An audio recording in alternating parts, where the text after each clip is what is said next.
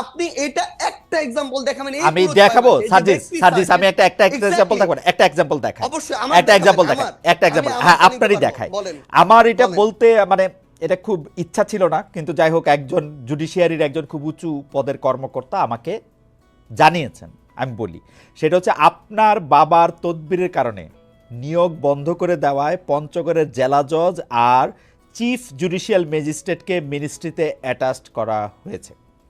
ভাই শোনেন একটা কথা বলি, মানে এই যে মানে এটার চেয়ে বড় প্রোপাগান্ডা, এবং মানে আপনি শোনেন জাস্ট একটা এক্সাম্পল, পুরো পঞ্চগড় জেলার যত মানুষ আছে তাদেরকে জিজ্ঞাসা করবেন, পুরো পঞ্চগড় জেলার বৈষম্য বিরোধী ছাত্র আন্দোলন আছে তাদেরকে জিজ্ঞাসা করবেন, পুরো পঞ্চগড় জেলার বৈষম্য বিরোধী ছাত্র আন্দোলন পুরো জেলা কোর্ট থেকে শুরু করে এভরিথিং ব্লক করে রাখছিল শুধু একটা কারণে, এই জেলা জজ এবং চিফ জুডিশিয়াল ম্যাজিস্ট্রেট তারা তাদের জায়গা থেকে একটা নিয়োগ প্রক্রিয়ার পরীক্ষার আগেই তারা বিভিন্ন জায়গায় ম্যান সেট করে রাখছিল, এবং ওইখানে যারা পরীক্ষার্থী ছিল তাদের প্রতিবাদের মুখে পড়ে তারা পরীক্ষাটা পর্যন্ত বন্ধ করে দিতে বাধ্য হয়। এবং সবচেয়ে মজার বিষয় হচ্ছে, একটু অ্যাড করি ভাই, সবচেয়ে মজার বিষয় হচ্ছে ওইখানে অ্যাপ্লাই করেছিল মনে করেন 2000 স্টুডেন্ট, তারা তাদের মতো করে বিভিন্ন এক্সকিউজ দিয়ে প্রায় অর্ধেক স্টুডেন্টকে পরীক্ষা দিতেই দেয় না, বাকিদেরকে দিয়েছিল। এবং এরপর এটা পর্যন্ত রেফারেন্স ওই স্টুডেন্টদের পরীক্ষার্থীদের কাছে চলে গিয়েছিল, বিভিন্ন পলিটিক্যাল দল তাদের জায়গা থেকে লিস্ট পাঠিয়েছিল, এবং এই যে চিফ জুডিশিয়াল ম্যাজিস্ট্রেট এবং জেলা জজ যিনি রয়েছেন তারা বিগত সময়ে আওয়ামী লীগের সময়ে তারা ওই সময় যে আইন এবং বিচার মন্ত্রণালয়ের যিনি মন্ত্রী ছিলেন তার লিস্ট দেখে দেখে পঞ্চগড়ে নিয়োগ দিয়েছে। এই অভিযোগগুলো এক করে পুরো পঞ্চগড় জেলা ওই পরীক্ষা যারা পরীক্ষার্থী তারা রাজপথে নেমেছিল, মানুষ নেমেছিল, বৈষম্যবিরোধী ছাত্র আন্দোলন নেমেছিল। কোন সিঙ্গেল একজন পার্সন যদি এটা বলতে পারে, ভাই আমিও বলতে পারি খালেদ মহিউদ্দিন ভাই বিগত সময়ে এরকম অনেক কঠিন কঠিন টকশো করেছেন, কিন্তু তারপরও আওয়ামী লীগের বিরুদ্ধে কঠোর হন নাই, সাপোজ এটা এরকম আসতেছে এই জন্য ভাই 100 কোটি টাকা পেয়েছিলেন, এটা আমি বললাম, কিন্তু এটা কোনোদিন সত্য হইতে পারে না।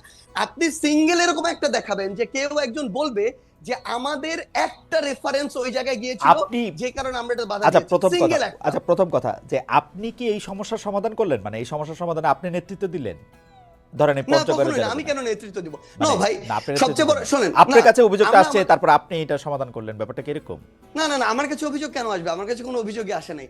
আমরা আমাদের জায়গা থেকে যে জিনিসটা দেখেছিলাম যে যখন পঞ্চগড় জেলার বৈষম্যবিরোধী ছাত্র আন্দোলন এই একটা মানে আগে থেকেই ঠিক করা নিয়োগ প্রক্রিয়ায় যাচ্ছিল, এবং তাদের আগের রেকর্ডগুলো এরকম যে বিভিন্ন রেফারেন্সে বিভিন্ন সুপারিশে এবং অর্থ লেনদেনের মধ্য দিয়ে তারা নিয়োগ দিয়েছে। পুরো বৈষম্যবিরোধী ছাত্র আন্দোলন শুধু না, পুরো পঞ্চগড় জেলা জজ কোর্ট জানে, যত অ্যাডভোকেট আছে সবাই জানে যে তারা এগুলোর সাথে জড়িত। ভাই শেষ করি তো, তখন যখন তারা এই আন্দোলনে নামে সেই জায়গার জেলা প্রশাসক থেকে শুরু করে জেলা পুলিশ সুপার এবং অন্যান্য যারা ইভেন আইন এবং বিচার মন্ত্রণালয়ের যারা যিনি দায়িত্বে রয়েছেন সচিব হিসেবে বা অন্যান্য হিসেবে, তারা তাদের জায়গা থেকে এই বিষয়টি শুধু আমাকে বলেছিল যে এইটুকু যেন দেখা যায় যে স্টুডেন্টরা যেন ওখানে ভাঙচুর না করে বিচারিক প্রাঙ্গণে, সেই জায়গাটিতে আমরা আমাদের জায়গা থেকে বৈষম্যবিরোধী ছাত্র আন্দোলনকে বলেছিলাম তারা তাদের যৌক্তিক আন্দোলন চালিয়ে থাক, কিন্তু তারা যেন কোনো ভাঙচুর প্রক্রিয়া না যায়, এইটুকু। এটা হচ্ছে প্রশাসনিক বিষয় ভাই, কিন্তু না ভাই আমার মনে হয় যে একটা কথা অ্যাড করতে হবে ভাই, বলেন একটা কথা অ্যাড করতে হবে, সেটা হচ্ছে সবচেয়ে বড় বিষয় হইতেছে কি ভাই, কিছুদিন আগে আমি এরকম দেখছিলাম সোহরাওয়ার্দী মেডিকেলে একটা প্রেসক্রিপশনে লেখা সমন্বয়ক সার্জিস আলমের আত্মীয়, বাড়ি হচ্ছে নাটোর না পাবনা এরকম কিছু একটা জায়গা, আমার 14 গোষ্ঠীতে ভাই এখানে কেউ নাই। এখন অল্প কিছু নাম যেহেতু সবাই জানে, এই নামগুলোকে বিভিন্ন ভাবে ব্যবহার করা হয়, যখন দেখতেছে তার প্রত্যাশিত কিছু একটা হচ্ছে না তখন যাকে তার সন্দেহ হচ্ছে তার বিরুদ্ধে এরকম এলিগেশন দিয়ে দিচ্ছে। কিন্তু এটা যখন ভাই একটা জিনিস শুধু বলি, এটা যখন আপনি আপনার জায়গায় এরকম, আপনি ভাই আমাদের কাছে অনেক রেসপেক্টেড, একদম সোজা বাংলা কথা বলি ভাই, সো সেই জায়গায় যখন এরকম মানে এরকম একটা কথা চলে আসে, কেউ একজন বললো ওইটা এরকম একটা মেইন স্ট্রিম জায়গায় চলে আসে, এটা খুবই অপ্রত্যাশিত। আর আপনাকে যদি অফিসের কথা এবং এই কথাটা বলি ভাই, আমি আমার জেলায় এ পর্যন্ত 8000 কম্বল দিয়েছি ভাই, এই টাকাটা কোনো চাঁদার টাকা না। এই 8000 কম্বল আমি যদি ওই মানুষগুলোর সাথে যোগাযোগ করে না নিতাম, ওই মানুষগুলো অন্য কাউকে দিত। বাংলাদেশে এরকম অন্তত কয়েক হাজার মানুষ আছে যারা প্রত্যেক বছর 10-20 হাজার কম্বল বিভিন্ন জায়গায় দেয়। আমি এর মধ্যে মনে করেন 10 জন মানুষের খোঁজ পেয়েছি বা খুঁজে বের করেছি। আমি ওটাতে যাচ্ছি ভাই, আমি তাদেরকে বলেছি যে ভাই আমার পঞ্চগড়ে প্রচন্ড শীত, আপনি যদি আমাকেও 1000 দিতেন আমি আমার মাধ্যমে বিতরণ করতাম তাহলে ভালো হতো, তারা দিয়েছেন, এইটুকুই কম্বলের বিষয়। 2 নম্বরে আসেন ভাই রূপায়ণ টাওয়ারের বিষয়। ভাই একদম স্পষ্ট কথা বলি, বাংলাদেশের রাজনীতি করতে বিগত রাজনৈতিক দলগুলো যেই লেভেলের টাকা খরচ করার কালচার তৈরি করেছে একদম মানে কালো টাকা দিয়ে, সেটা যদি কন্টিনিউ হয় আমাদের দ্বারা বাংলাদেশের রাজনীতি করা সম্ভব না, একদম ক্লিয়ারলি বলে দিলাম। আমরা আমাদের জায়গা থেকে ভাই একটা ফাউন্ডেশন করার প্রসেস অলমোস্ট শেষের দিকে। এই ফাউন্ডেশনে ওপেন ফান্ডিং হবে দেশের এবং দেশের বাইরের। আমরা আমাদের জায়গা থেকে আমাদের ম্যানিফেস্টো তুলে ধরবো পুরো পৃথিবীর মানুষের সামনে। আমরা যদি আমাদের রাইট ট্র্যাকে থাকি তারা ফান্ডিং করবে, যদি না থাকি তারা ফান্ডিং করবে না। এবং আপনি যে এই গাড়িটার কথা বলছেন ভাই, আমি আপনাকে বলি, আপনি যদি দেশে থাকতেন না, আপনি এতদিনে আমার অন্তত 5 দিন কল পাইতেন যে ভাই মহিউদ্দিন ভাই আপনার তো হচ্ছে 2টা গাড়ি আছে, আমাকে একটা গাড়ি একটু 3 দিনের জন্য দেন বা 1 দিনের জন্য দেন, ড্রাইভার এবং গাড়ি আপনার, তেলটা আমি দিব ভাই। আমি ভাই লিখে দিতে পারি আপনি খালেদ মহিউদ্দিন ভাই আপনার 2টা গাড়ির মধ্যে একটা গাড়ি একদিনের জন্য আমাকে দিতেন। এরকম আমাদের বাংলাদেশে এই অভ্যুত্থান পরবর্তী সময় হাজার হাজার মানুষ আছে ভাই যে 16 বছর পরে একটু হাত ছেড়ে নিঃশ্বাস নিচ্ছে। এই মানুষগুলোর ওই সামর্থ্যটুকু আছে। এই মানুষগুলো এখন লক্ষ লক্ষ কোটি কোটি টাকা তাদের উপরে যে চাঁদা এভাবে চাপিয়ে দেওয়া হতো, সেটা থেকে তারা এখন মুক্ত। ভাই আমরা না রিকোয়েস্ট করি ভাই এভাবে ওপেনলি ভাই, একদিনের জন্য ফোন দিয়ে রিকোয়েস্ট করি, আমরা আপনাদের যারা এখানে আছেন নিশাদ ভাই থেকে শুরু করে আমরা তাদেরকেও করবো ভাই, যদি দেন ভালো হবে, না হলে ভাই আমরা আরেকজনের কাছে বলবো যেই দেয় ভাই। আজকে কেউ দেয় নাই ভাই, ক্লিয়ারলি বলে আজকে কেউ দেয় নাই, হেঁটে চলছে, রিকশায় চলছে ভাই, এভাবেই আমাদের লাইফ চলছে। জনাব সার্জিস আপনাকে ধন্যবাদ। আমি শেষ প্রসঙ্গে মানে অনুষ্ঠানের আসলে একটু সময় বেশি লাগলো কারণ সার্জিস একটু দেরি করে আসছিলেন, কিন্তু আমরা একটা শেষ প্রসঙ্গে আসি খুব সংক্ষেপে। জনাব রনি আপনি যদি 2 মিনিটে বলেন, তারপর আমরা সার্জিসকে 1 মিনিট শুনে আমরা আজকের অনুষ্ঠান শেষ করব। সেটা হচ্ছে যে আমি জানতে চাইছিলাম যে এই যে বর্তমান যে যারা বৈষম্য বিরোধী ছাত্র আন্দোলন, যারা নতুন রাজনৈতিক দল করতেছে, সরকার করতেছে, তাদেরকে আপনি কি দেখেন, তারা ঠিক পথে আছে কিনা তারা রাজনৈতিক জায়গাটা থেকে? আচ্ছা দেখেন, বৈষম্য বিরোধী ছাত্র আন্দোলনকে আওয়ামী লীগের সাথে ট্যাগ দিয়ে চিন্তা করাটা আমি কিন্তু বলি নাই। আচ্ছা এটা আপনি বলেন না, আমি আমার এই প্রশ্নটা একটু করে রাখতে হবে যে আপনি যে যাকে বলতেছিলেন যে স্বাধীনতা আসলে দিলেই হবে না, স্বাধীনতা কামস উইথ রেসপন্সিবিলিটি, কারণ এটা আসলে সার্জিসের বক্তব্য অসংখ্য পরিষ্কার যে তারা কিন্তু আসলে তদবিরের বন্যায় ভেসে যাচ্ছে।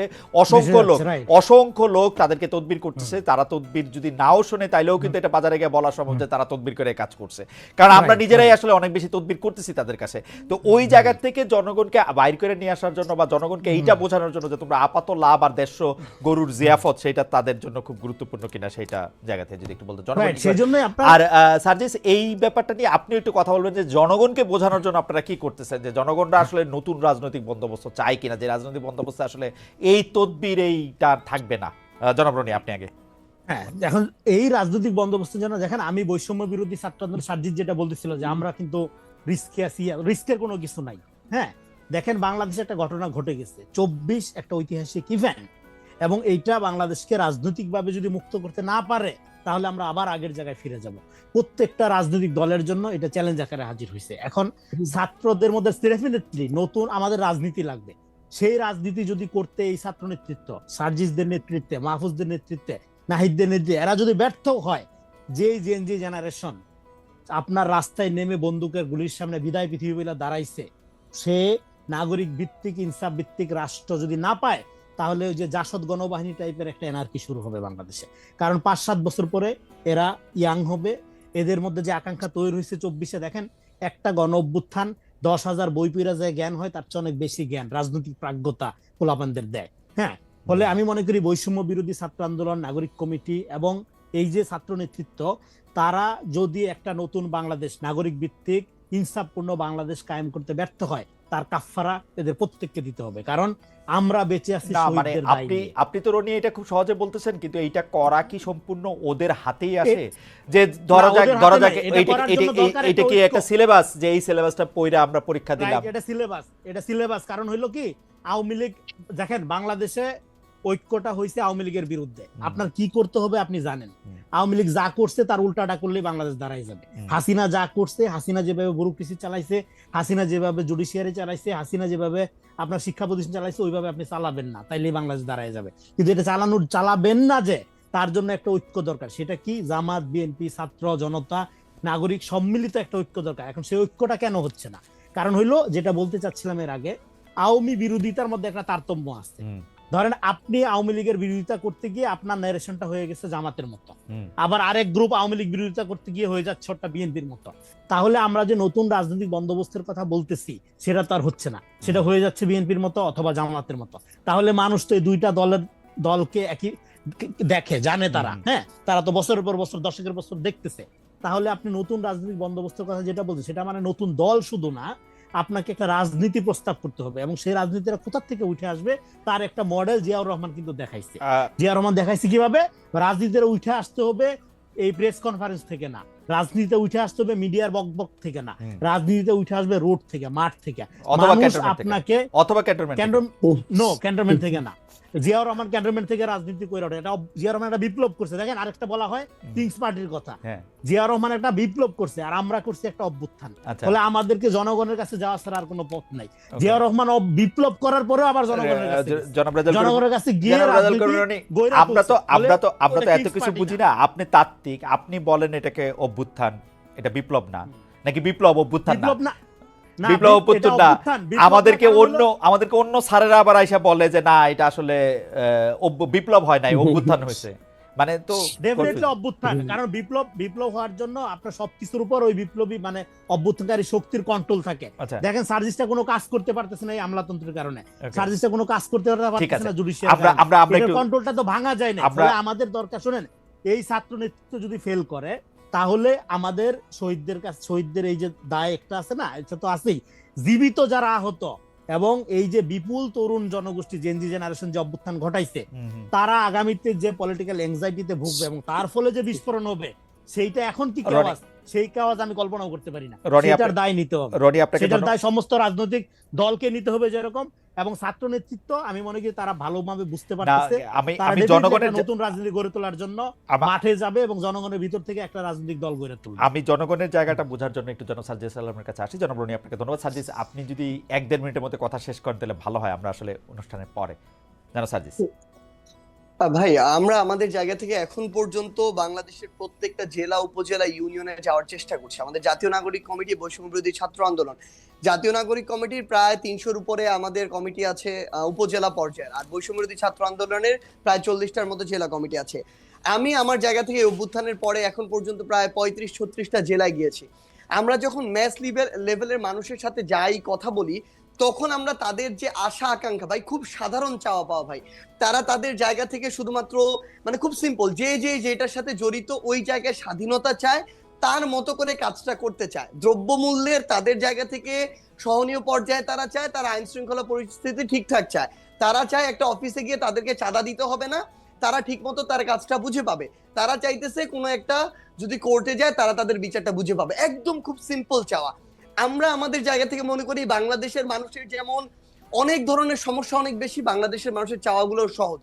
এটার জন্য যেটা হচ্ছে সামগ্রিকভাবে যে স্টেক হোল্ডারগুলো, রাজনৈতিক দল বলেন, আপনি সিভিল সোসাইটি বলেন, আপনি আমলাতন্ত্র বলেন, এই যে ইয়াং জেনারেশন যারা এখন বিভিন্ন জায়গায় বিভিন্ন প্ল্যাটফর্মে প্রতিনিধিত্ব করছে, তাদের কথা বলেন, সবাইকে তাদের জায়গাতে ভূমিকা রাখতে হবে।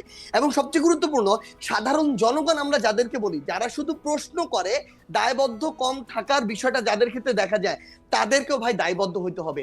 তারা প্রত্যেকের জায়গা থেকে কোনো না কোনো জায়গায় জড়িত, সেটা একটা বাজারে হোক, সেটা একটা হাটে হোক, সেটা একটা অফিসের পিয়ন হিসেবে হোক, প্রত্যেকে যদি প্রত্যেকের জায়গায় দায়বদ্ধতা নেয়, তাহলে আমরা মনে করি এই যে জনগণের যে আশা আকাঙ্ক্ষা, সেটার প্রতিফলন ঘটানো সম্ভব।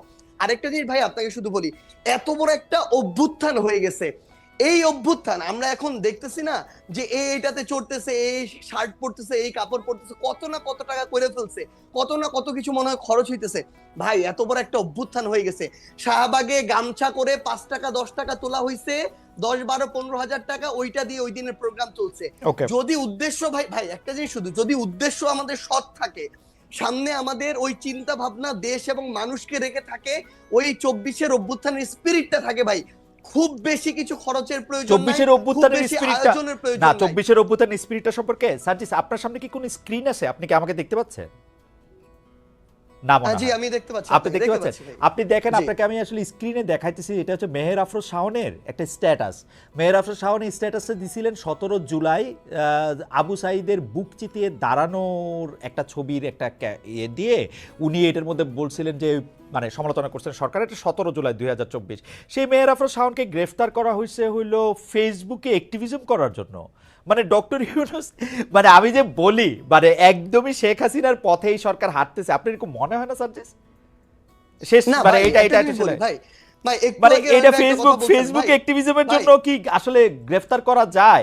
কারণ কি না, আমি কেন অবশ্যই এই কথা কেন যাবে বলতেছি, না ভাই, আমি কেন এই ভাই। কথা বলতেছি, মেহের আফরোজ শাওনরা যখন 17 জুলাই এই জিনিসটা করছিলেন তখন কিন্তু শেখ হাসিনার পায়ের তলা থেকে সংস্কৃতিজীবীদের মাটিটা সরে গেছিল এবং এইটা কিন্তু তাকে অনেক বড় আঘাত দিছে। এর জন্য কিন্তু তাদেরকে আসলে আমাদের ধন্যবাদ দেওয়া উচিত। আমার কাছে মনে হয় যে এটা ভাই। আমিকরণের যে বয়ান সেটা অনেকটা নস্যাৎ হয়েছিল কিন্তু উনাদের কারণে। যাই বলেন আপনি। ভাই একটা জিনিস একদম ভাই, না কেউ যদি ভাই জুলাইয়ে মেহের আফরোজ শাওন যেই আপনি যেটার কথা বললেন এই কাজের জন্য তাকে বাহবা দিতে আমাদের বিন্দুমাত্র কার্পণ্য নেই, কিন্তু সবচেয়ে বড় কথাটা হচ্ছে ভাই একটা জিনিস স্পষ্ট করে বলি, এই অভ্যুত্থানে ধরেন কোন একটা জেলায় যারা নির্দিষ্ট ওই সময়টাতে সমন্বয় করেছেন, যদি এই সংখ্যাটা 50 জন হয়ে থাকে, অভ্যুত্থানের পরবর্তী সময়ে ওই স্পিরিটটা ধারণ করে ওই জায়গায় সৎ থেকে কাজ করার সংখ্যাটা আর 50 জন নাই ভাই।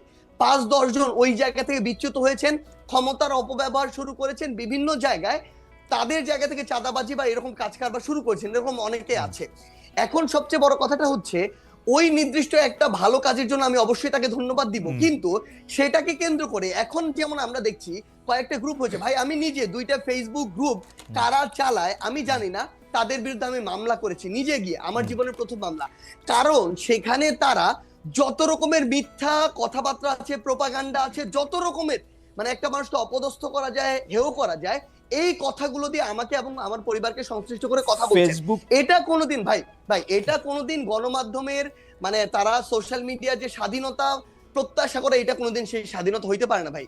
সেই জায়গায় আজকে যদি এমন একটা কথা বলা হয় যেটার কোনো ভিত্তি নাই, কিংবা এমন একটা কথা বলা হয় যেটা মিসরিপ্রেজেন্টেশন হয়, সেই জায়গায় সেই কথার বিরুদ্ধে অবশ্যই মানে এরকম যদি দেওয়া হয় তাহলে তো একটা এখানে টোটালি পুরো দেশে একটা অরাজকতা তৈরি হবে, যে যার মতো করে বলবে। মানে না ধরেন মিথ্যার কি আসলে অরাজকতা সৃষ্টি করার ক্ষমতা আছে? বর্তমান যুগে আইসা একটা মিথ্যা প্রমাণ করতে 10 সেকেন্ড লাগে। এই ফেসবুক অ্যাক্টিভিজমের জন্য যদি আপনারা এখন জেলে নেন, এটা ঠিক হচ্ছে কিনা আমি জানি না সার্জিস, আপনারা নিশ্চয়ই চেক করবেন। আমাদের আর মানে আমি জানি না, মানে আপনি আমি আমাকে 10 সেকেন্ড দিতে হবে, বলেন কারণ আমি এটা রনির কাছেও এক লাইন শুনতে চাই, আপনি বলেন। ভাই একটু আনসার আছে ভাই। সবচেয়ে বড় কথা কি জানেন, এখন বাংলাদেশে আমি ধরে নিচ্ছি 10 কোটি মানুষ ফেসবুক ব্যবহার করে, এর মধ্যে ফ্যাক্ট চেক করে কোনটা রিয়েল কোনটা ফেক এটা বোঝার মতো ভাই 70 to 80% মানুষের এই ক্যাপাবিলিটি নাই ভাই।